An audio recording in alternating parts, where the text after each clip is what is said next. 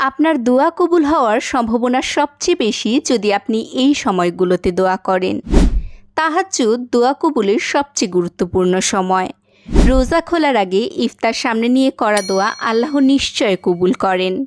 জুম্মার দিন আসর মাগরিবের মাঝে দোয়া করা উচিত। আজানের পরে একামতের আগে দোয়া কবুল হয়। বৃষ্টি আল্লাহর অন্যতম রহমত, তাই বৃষ্টি হওয়ার সময় অবশ্যই দোয়া করুন। শবে কদরের রাতে করা সকল দোয়া আল্লাহ কবুল করেন। রোজা রাখা অবস্থায় দোয়া কবুল হয়। সফরের সময় মুসাফিরের করা দোয়া কবুল হয়।